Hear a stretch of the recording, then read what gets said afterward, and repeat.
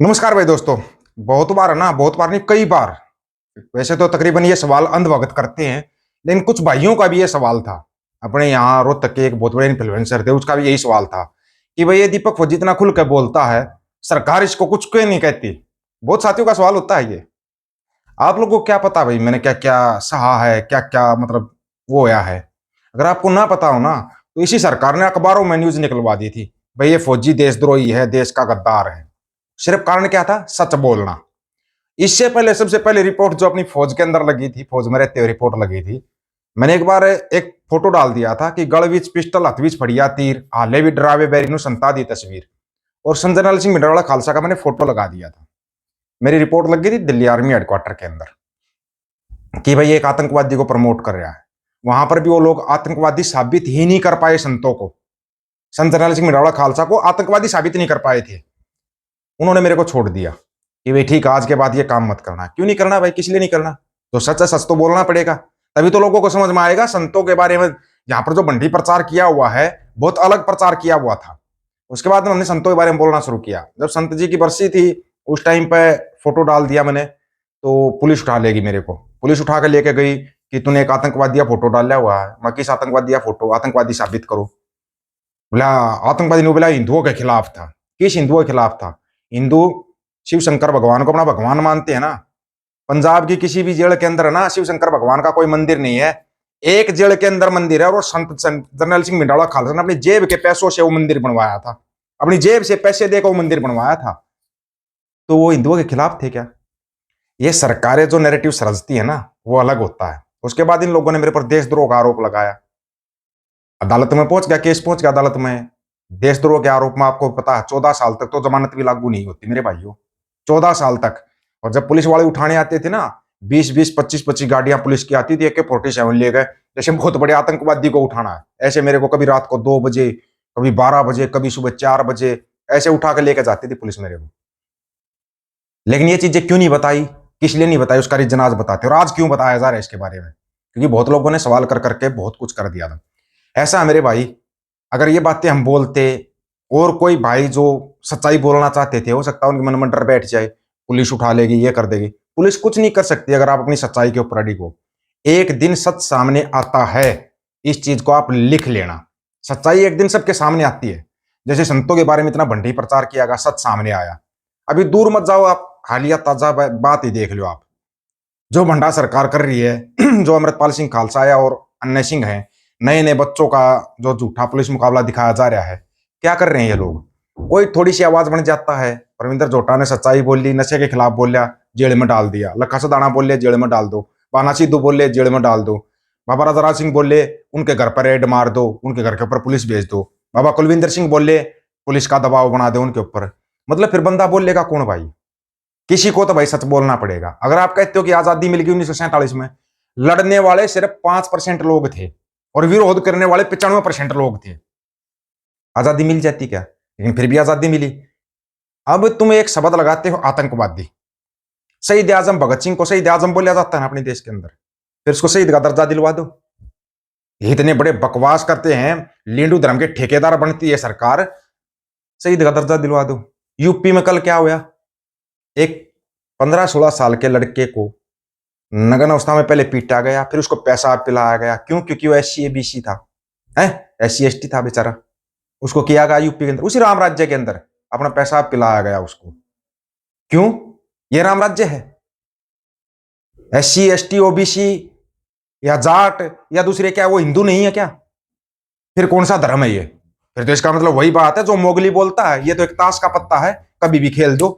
लिंडू खतरे में, लिंडू खतरे में, कुर्सी खतरे में आते लिंडू खतरे में आ जाता है। कभी सोचा आपने इसके बारे में? आप लोगों को इतने आराम से हर एक बात तथ्यों के साथ बताते हैं, लेकिन कभी आपकी समझ में नहीं आते। निर्भया के लिए मोमबत्तियां पूरे दिल्ली ने उठाई थी, पूरे दिल्ली ने, पूरे यूपी ने मोमबत्तियां उठाई थी। हरियाणा में भी बहुत लोगों ने जुलूस निकाले थे मोमबत्तियां उठा उठा के। उस निर्भया की मां आज सवाल कर रही है आप लोगों से कि कुलदीप सेंगर को कैसे जमानत मिल गई?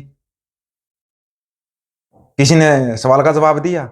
वही एक मतलब संस्कारी बलात्कारी को जमानत मिल जाती है। ये मोडे डोडे जितने भी हैं, मोडेड़ कुतेड़, इनको जमानत मिल जाती है। जबकि बलात्कार के आरोप साबित हो रहे, हत्या के आरोप साबित हो रहे, उनको जमानत मिल जाती। प्रधानमंत्री राजीव गांधी के हत्यारों को बाइज्जत बरी कर दिया जाता है। फिर जब बात बंदी सिंहों की आती है तो सबको मतलब क्या बोलते, मुंह में बर्फ जम जाती है, आवाज निकलनी बंद हो जाती है। और देश का गृह मंत्री संसद के अंदर खड़ा होकर धमकियां देता है कि बिट्टू मेरा दोस्त है, जब तक मेरा दोस्त चाहेगा तब तक बंदी सिंह जेलों के अंदर रहेंगे। धमकी नहीं तो ये क्या है? अगर यहीं पे सिंहों का अपना राज होता, सिंहों का अपना देश होता, अपना खालसा राज होता, अपना संयुक्त पंजाब होता, हिम्मत थी एक तड़ी पार एक आतंकवादी एक गुंडा ऐसे धमकी दे देगा सिखों को? हिम्मत थी उसकी? नहीं हिम्मत थी उसकी। लेकिन क्योंकि खुद का राज नहीं है, दूसरों के लिए लड़ते रहते हैं, दूसरे के लिए लंगर लगाते रहते हैं। अपने राज के लिए जब आवाज उठाने की बारी होती है, कोई बादलों का झंडा उठा रहा है, कोई झाड़ू का झंडा उठा रहा है, कोई हाथ का उठा रहा है, कोई फूल का उठा रहा है, ये झंडे उठा के खड़े हो जाते हो। सबसे बड़ी कमी सिंह तुम्हारे अंदर है। जब तक तुम धड़ों में बटे रहोगे, अगर एक निशान साहब के नीचे नहीं आओगे, तब तक तुम्हारी यही हालत रहने वाली है। भूल जाना इस चीज को। आज भी लड़ने वाले वही 2-3% लोग हैं, विरोध करने वाले 97-98% लोग। कमाल की बात नहीं है? बस थोड़े से चंद रुपयों की खातिर बस नेताजी ने मेरे को शाबाशी बोल दी, उसमें खुश हो जाते हो।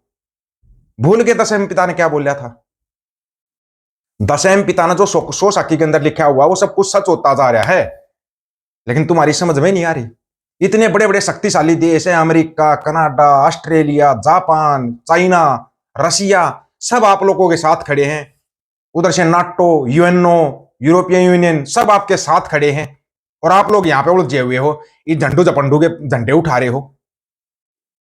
ये सड़ियल से लोग हैं, दिल्ली में बैठे रहते हैं, दिल्ली की गुलामी करते रहते हैं, दिल्ली में जूतियां चाटते रहते हैं, उनकी बातें सुन लेते हो आप लोग। कमाल ही हो गया भाई। ऐसे खालसा राज आएगा, और खालसा राज तो आएगा। सो साकी में लिखा हुआ 10वें पिता गुरु गोविंद सिंह महाराज का लिखा हुआ है, वो अटल सत्य है और वो सत्य होगा। ये आज आप लोगों को बता रहे वो सच होगा।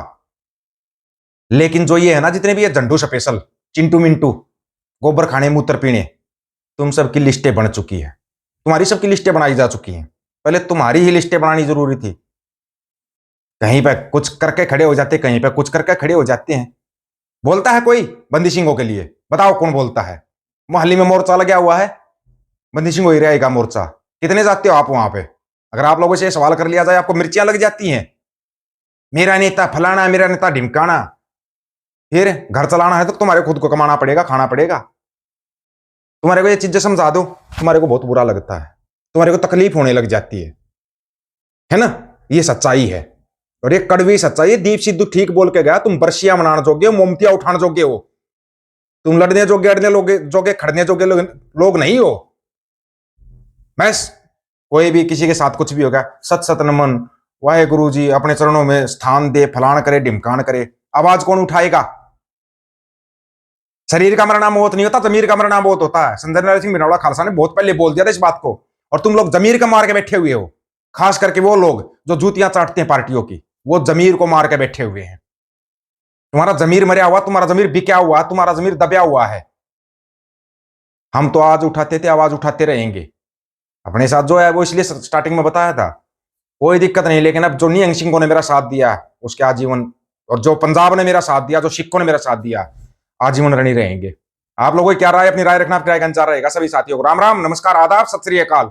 वीडियो को ज्यादा से ज्यादा शेयर, चैनल को सब्सक्राइब, बेल आइकन को जरूर दबाना दोस्तों। ऑफिशियल दीपक और यूट्यूब चैनल बात और सच की करेंगे, हक सच की बात हम करेंगे। वीडियो को शेयर करने की जिम्मेवारी आप लोगों की है। गज के आखो, वाहेगुरु जी का खालसा, वाहेगुरु जी की फतेह।